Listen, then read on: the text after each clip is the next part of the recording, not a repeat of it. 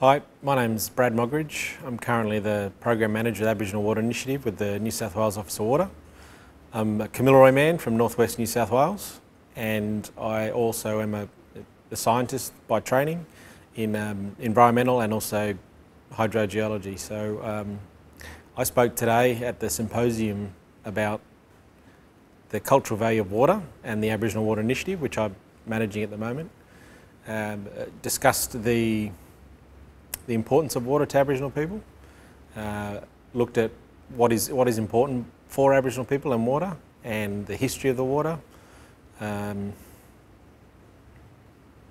What are their values and connections to water? They're strong, they're old, they're deep, and I think that Western science can get a lot out of the value of what Aboriginal place on water.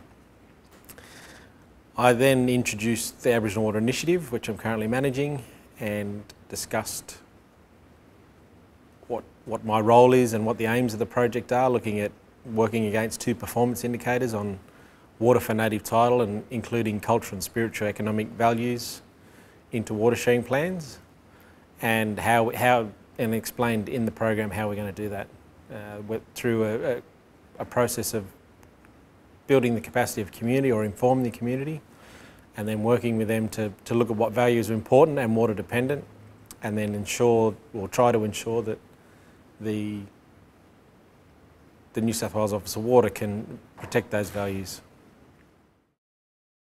First of all, I'd also like to acknowledge traditional owners of this land, thank them for allowing me to be here today, and all of you guys, and hopefully we can get some positive outcomes and good discussion happening.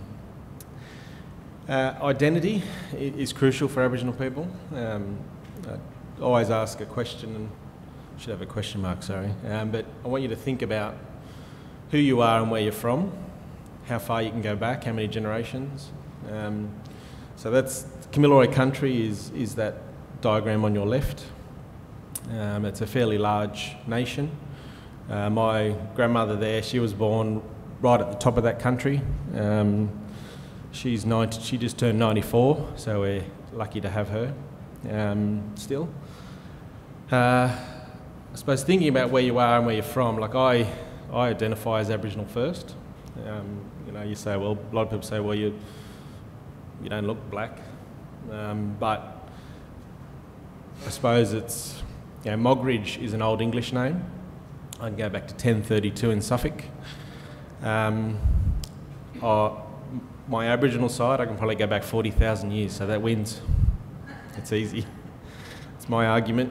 Nan is, as I said, her bones are weary, but her mind is still strong and her history is still there. Mum, so there's 4 generations there. There's Mum, she's one of 14, so Nan and Pop were quite busy. I'm one of 37 grandchildren. That's my son. I also have a daughter. He's one of 90 great-grandchildren. And then there's a 5th generation. There's about 70 great-greats. So we're up around, last count a couple of years ago, there's over 200 descendants from Nan and Pop. So she's done well. On your right is Boobra Lagoon, which is part of my dreaming, and it's where it's like a rainbow serpent. You've probably heard of something like that. It's the Guttier, that's where he lives, and you don't want to be there after dark. So that's our story. Cultural value of water. It's something I'm very passionate about. Australia's first people, we're still here, climate change and all. Probably a few different climates we've been through. Our ability, especially in the arid zone, Australia's 70% arid, to understand the Australian landscape and survive, I think is pretty amazing. Traditional knowledge of the driest inhabited continent on Earth I think is pretty amazing. And to survive, I think, there was a precise classification system, and water sites were a key, especially in the interior, where the fresh water was rare and groundwater was the big one. So it's quite important that knowing where sites were and then refining those sites. So, you know, the in a dry landscape is quite important. But unfortunately, Aboriginal people are not part of the Western equation in identifying how, when and where water flows in Australia, especially in a regulated system. We're all trying to mimic natural flows, but traditional knowledge has the potential to inform that. We're not part of it. As Jody said, I have infiltrated the system, so I'm trying to make sure that we are part of the debate. Being trained in Western science has allowed me to work in some governments and also at CSIRO. So 3.5 years at CSIRO. I'll talk about a report later that we just released.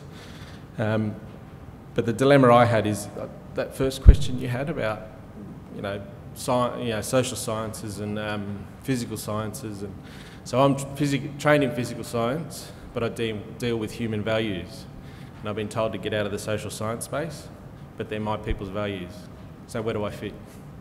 That's a big challenge for me. These are just some of the cultural values that, that are water dependent in the landscape. I won't go through them all, but a lot of them, there are physical and non-physical sites. So defining what water needs of these values can be tricky, especially for the non-physical sites. The physical sites can be, if it's a certain flow is needed at a certain time of year, that's quite easy. You open the dam wall and order the water and the dam releases it. But if it's a spiritual site, how do you measure that? Or if it's related to fish or river red gums, those are measurable. So that's the challenge of, I suppose, modern day science, just trying to work out how to get water to some of these sites that are important. The next shot, I did a bit of a mud map of Aboriginal water. It's quite simple. Just looked at all the pressures, all the influences, the opportunities. Did you get all that? Sorry.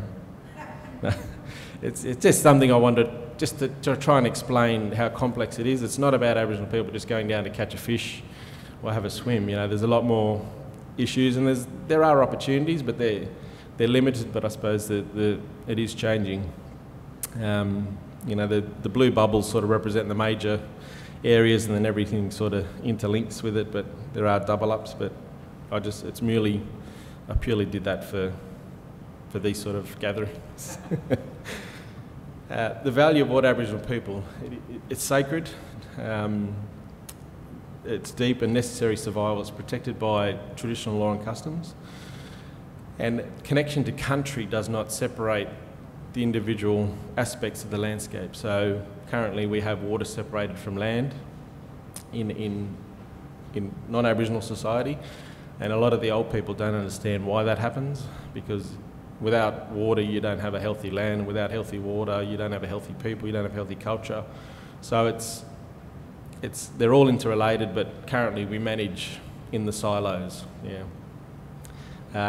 The cultural and economic values associated with water are poorly understood. So in Northern Australia, there was some research done through the TRACK program, where they looked at what was important for Aboriginal people, and they looked at what the water planners were actually planning for water. And barramundi in Northern Australia is quite strong as a key species, but that was 5th on the Aboriginal people's list.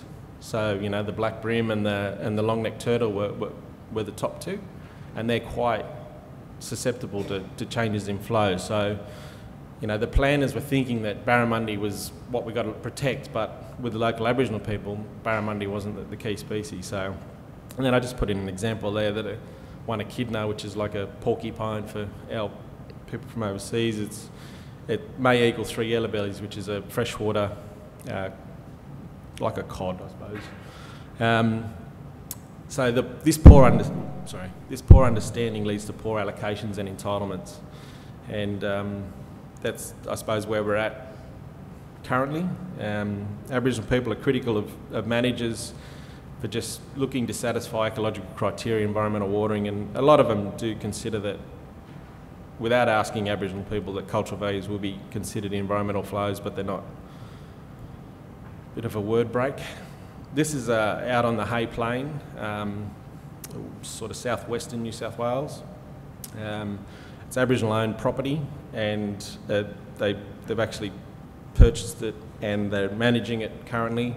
And this is a photo looking west, and then I turn 180 degrees and that's like a different landscape, but it's actually just turning on the spot.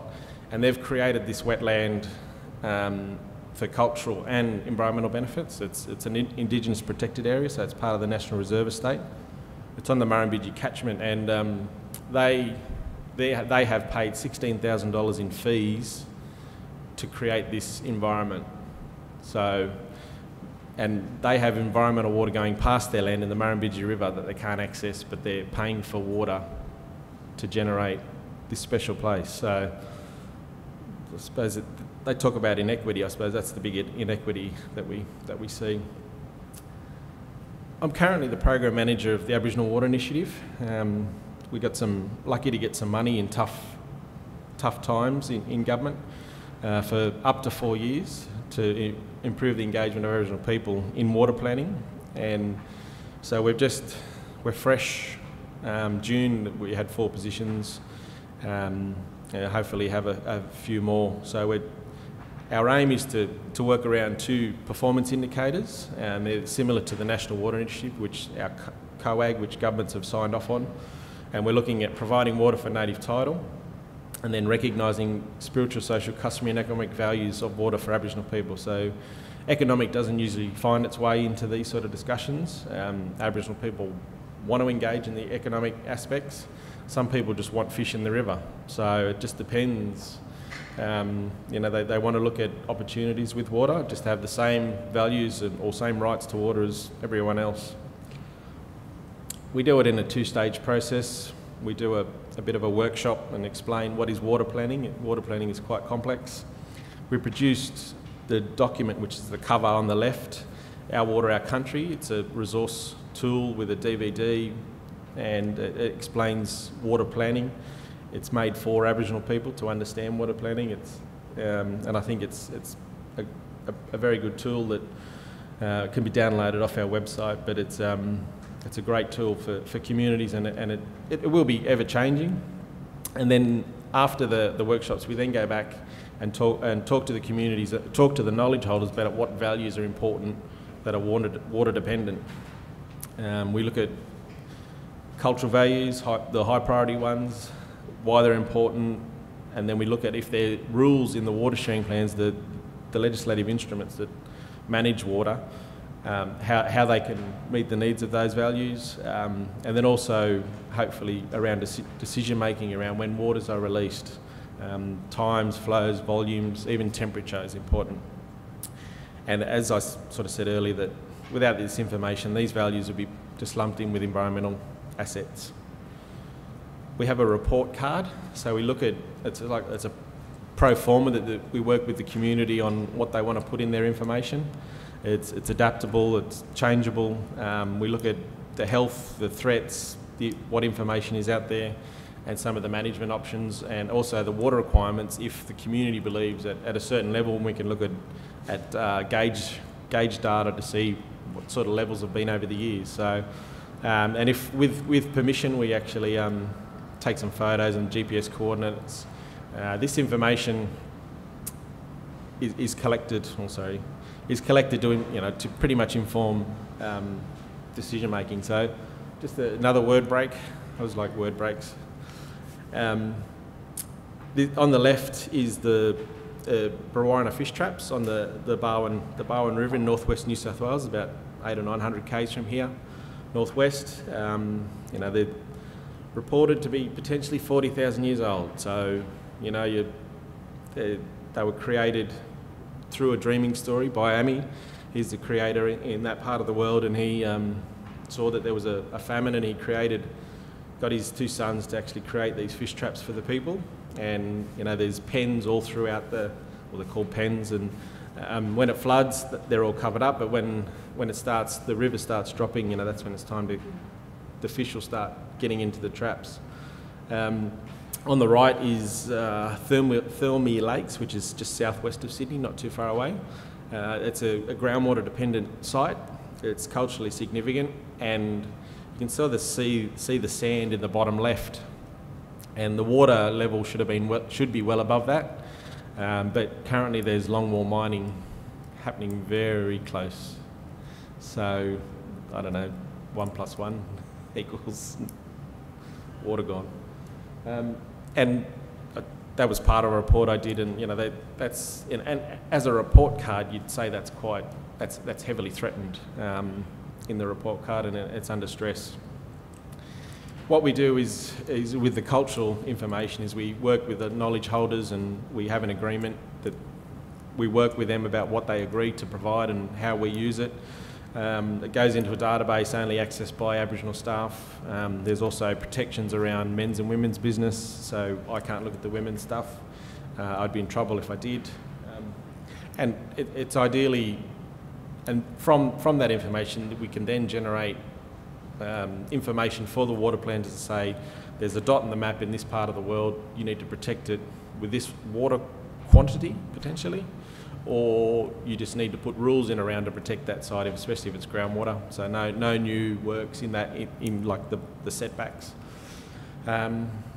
Licensing also, and then once we review the water sharing plans later on, we'll see how those values are protected.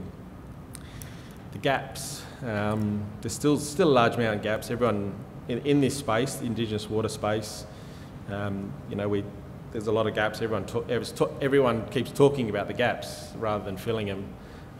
There's review after review about how many gaps there are. So, and one of our key aspects of government is closing the gap. So this is a knowledge gap in water values of Aboriginal people, and there's opportunities that may go back to CSIRO once I tick these boxes and make a difference in this space. But to be look at a cultural flow and environmental flow. Aboriginal people always say that a cultural flow will give you everything environmental flow gives you, but more, because it's got that human aspect, not just the flora and fauna.